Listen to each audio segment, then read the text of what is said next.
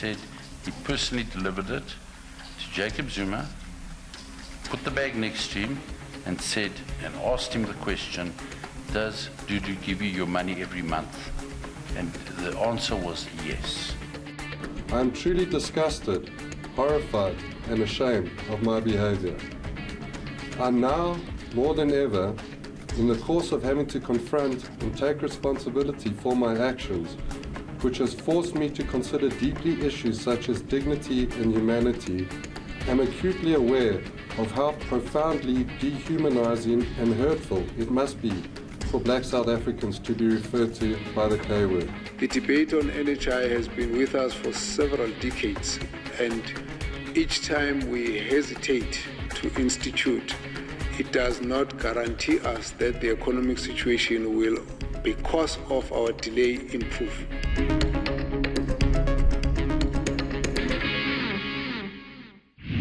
Calm has been restored in the city of Tshwane following clashes between taxi drivers and foreign national shop owners. The taxi drivers are saying that the shops that are being owned by the foreign nationals are actually being sold, and allegedly they are selling drugs within those shops, and they are saying that they will restore the city of Tshwane and stop this kind of behavior by the foreign nationals. But these are all allegations. And we did speak earlier to EMS following a building that was set alight, just to give us more details about how many buildings were actually set alight and if any people were injured. We were assisted by the South African Police Services to secure the scene for us. We have extinguished so far plus minus 7 shops that were reported to be on fire since earlier today. We have transported 4 patients, with minor injuries to Tshwane district. The injuries are not related to the fire. Probably they are related to when the people were running around earlier in the day. Meanwhile, foreign nationals in the city of Tshwane say they are just trying to make an honest living. Not all of us are doing crimes. They should know that. But at this stage, what can we do now? Our shop was gone. Who's going to pay us back? Is it the government of South Africa, or we should go to our embassy to find a way so that we can, what can we do here? So, but actually we can't do crime. So now, when the shop is gone, where are we going to go to? Where is the way forward? Where are we going to now? At the moment, where are we going to? That is the only way we can take care of our kids and our families. Most especially, we are married to South Africans. So how are they going to be fed? Pretoria, CBD. Gavin Watson became infamous after it emerged he donated 500,000 rand to President Cyril Ramaphosa's ANC presidential campaign. That 500,000, it was me, James Muthatsi, who went to Mr. Watson. It's not Cyril. Cyril didn't know about that. But before that revelation, Watson's former chief operations officer turned whistleblower exposed his company's alleged dodgy dealings.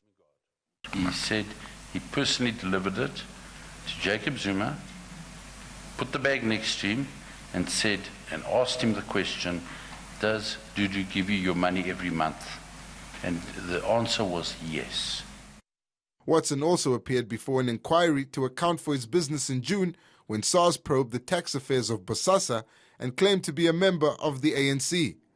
The controversial head of the Bosasa empire lived a reclusive life, rarely appearing at the company's events and in hidden camera footage, counting cash in the Bosasa safe. This cash was apparently meant to bribe ANC leaders.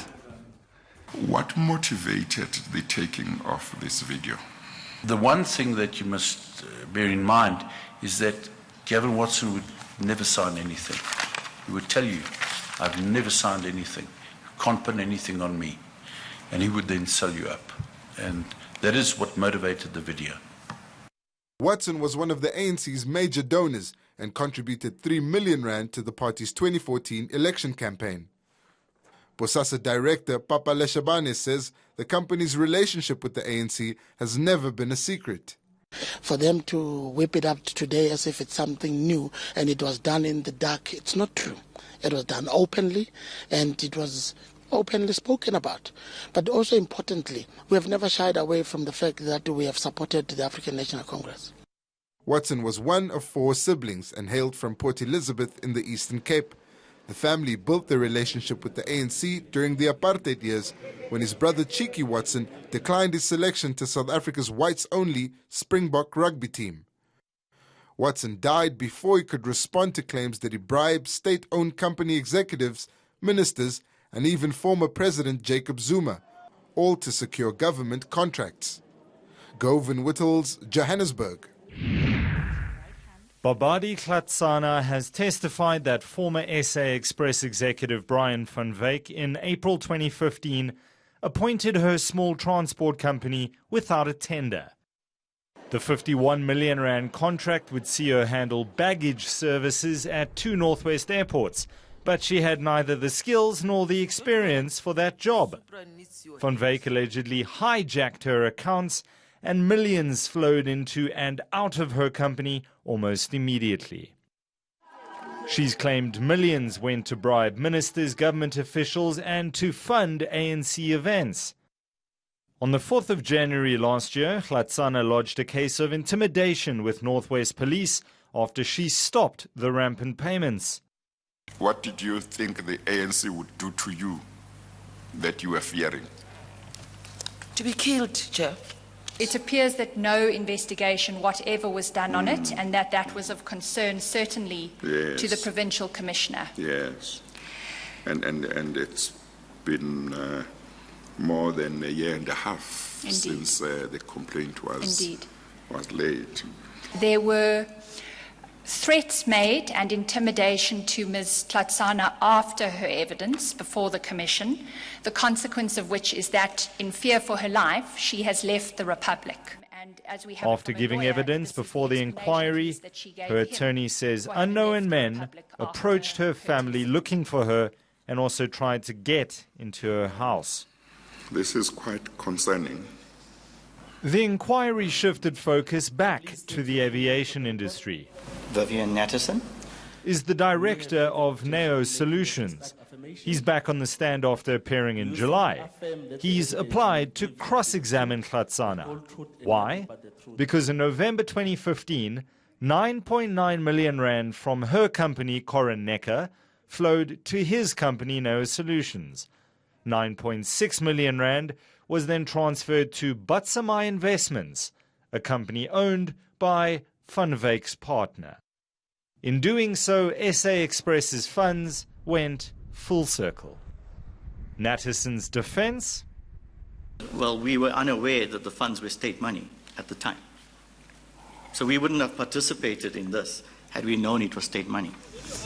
Natterson recorded a telephone conversation between himself and Van Wyk. So what's this transaction related to? His legal representative argues it strongly supports his version.